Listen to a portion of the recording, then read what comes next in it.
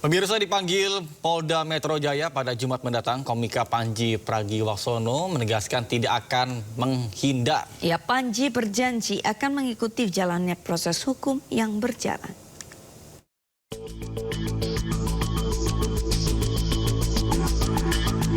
Jadi terlapor atas tayangan mensrea, komika Panji Pragiwaksono menegaskan dirinya tidak akan menghindari panggilan Polda Metro Jaya.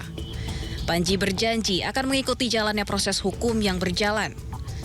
Panji dijadwalkan dipanggil pada Jumat 6 Februari 2026 untuk dimintai klarifikasi terkait materi tayangan stand-up komedi bertajuk Mensrea.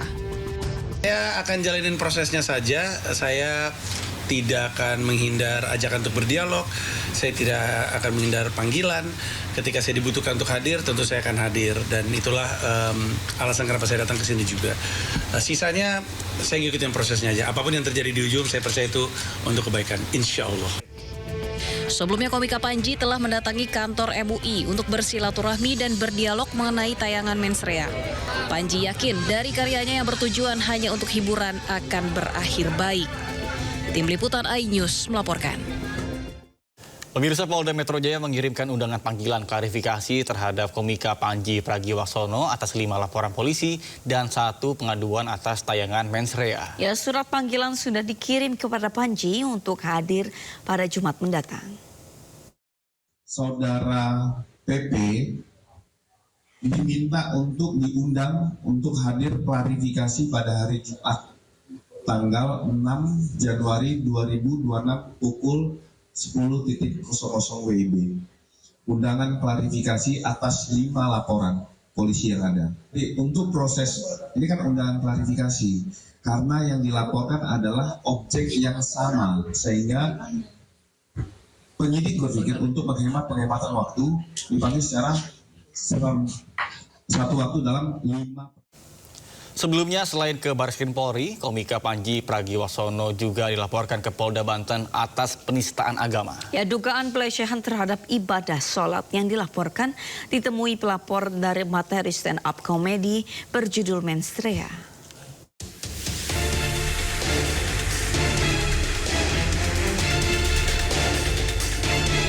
Komika Panji Pragiwaksono dilaporkan ke Polda Banten atas kasus penistaan agama. Dugaan pelecehan terhadap ibadah sholat yang dilaporkan ditemui pelapor bernama Supriyatna, warga desa Cikande Permai, Kabupaten Serang, dari materi stand-up komedi berjudul Mensrea. Salah satu bagian materi yang dipersoalkan adalah pernyataan Panji yang membahas pemilihan pemimpin berdasarkan aspek ibadah dengan analogi profesi pilot dan syarat sholat tidak bolong. Polda Banten membenarkan adanya laporan dan saat ini masih dalam tahap penelusuran awal. Yaitu merasa ada pencemaran di sana terkait mungkin tentang agama atau mungkin pribadi. Tapi kita lihatlah ya persesuaian dengan case-case yang lain.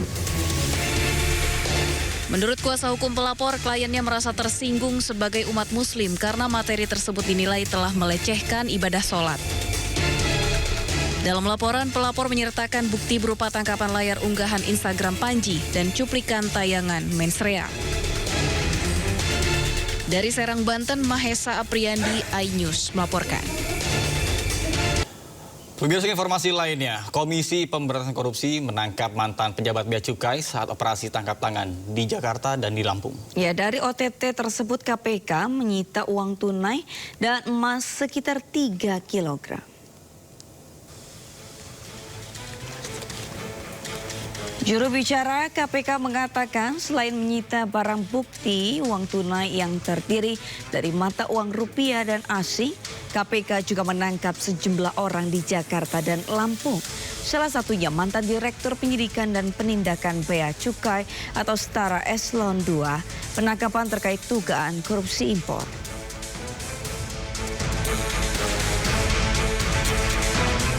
Yang bersangkutan pejabat Eselon 2 di Bea Cukai. Sebenarnya sudah mantan Direktur Penyidikan dan Penindakan.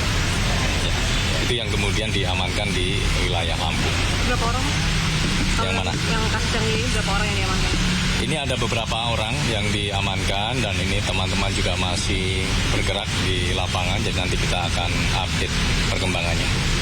Barang bukti yang kedua ini kira-kira apa? Barang bukti, untuk barang bukti ada uang tunai baik rupiah maupun mata uang asing dan juga logam mulia untuk uang senilai miliaran rupiah. Kemudian logam mulia gitu ada mungkin sekitar 3 kilogram emas gitu. Soal importasi ini terkait importasi apa? Ya terkait dengan beberapa barang yang masuk ke Indonesia begitu ya. Ya pemirsa, selain di Jakarta dan Lampung, Komisi Pemberantasan Korupsi juga menggelar operasi tangkap tangan di kantor pelayanan pajak Madya Banjarmasin, Kalimantan Selatan. Pihak kantor pelayanan pajak Pratama Banjarmasin di kawasan Lampung, Mangkurat, membenarkan adanya pejabat yang diamankan KPK untuk keperluan pemeriksaan lebih lanjut. Sementara PLT Kabid P2 Humas Kanwil, DJP Kalselteng, Tri Wibowo menyatakan bahwa otoritas pajak menghormati langkah-langkah yang diambil oleh para penegak hukum dan akan bersikap kooperatif dalam menindaklanjuti temuan KPK sesuai dengan ketentuan yang berlaku.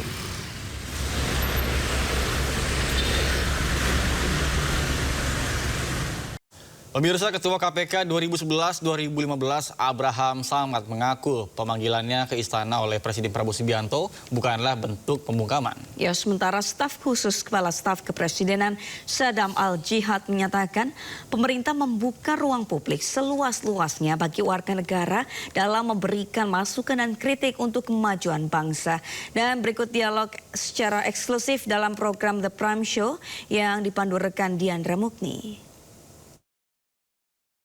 Anda setuju, Bang Abraham, kemarin pertemuan seperti apa? Terbukakah semua bisa bicara? Iya, terbuka dan serius. Saking seriusnya kita tidak makan malam. 5 jam ya Bang ya? 5 jam nggak makan malam. Saking serius, saya ingin menggambarkan itu sehingga Pak Prabowo menyatakan bahwa kita akan lanjutkan. Itu yang pertama. Kemudian yang kedua, saya ingin menggarisbawahi bahwa jangan ditafsirkan bahwa pertemuan itu mengundang tokoh-tokoh kritis itu adalah salah satu bentuk pembungkaman. Karena saya yakin orang-orang seperti saya tidak akan mungkin bisa dibungkam. Kira-kira itu yang ingin saya sampaikan. Ya, pemirsa, mantan Ketua KPK Abraham Samad menegaskan penegakan hukum di Indonesia harus segera dibenahi. Ya, menurutnya indeks persepsi korupsi Indonesia masih memprihatinkan dan berdampak langsung pada kepastian dunia usaha.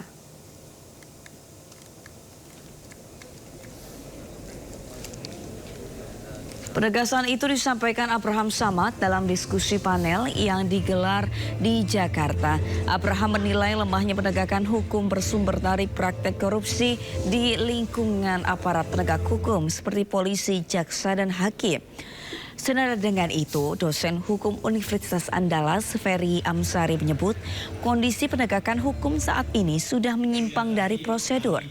Ferry mencontohkan praktik persidangan hingga dini hari yang dinilai merugikan terdakwa dan penasihat hukum serta menciderai prinsip keadilan. IPK kita masih rendah, maka kita harus merubah strategi pemberantasan korupsi kita. Kita harus fokus kepada area-area tertentu.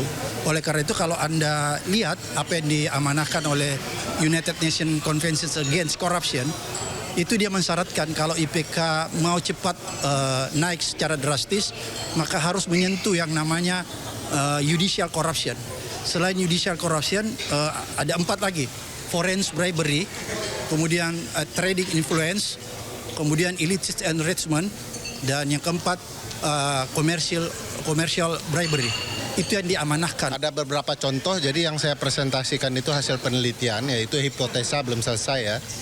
Yang kita lihat itu tidak profesional. Misalnya ada perkara persidangan sampai jam 2 malam. Itu apa-apaan, itu hak terdakwa untuk dilindungi. Dalam studi ya, batas waktu profesional itu jam 9 pagi hingga jam 5 sore. Nah, Indonesia mengabaikan prinsip itu hingga jam 2 malam. Bagaimana orang akan fokus membela dirinya kalau sebuah perkara ditangani sampai jam 2 malam?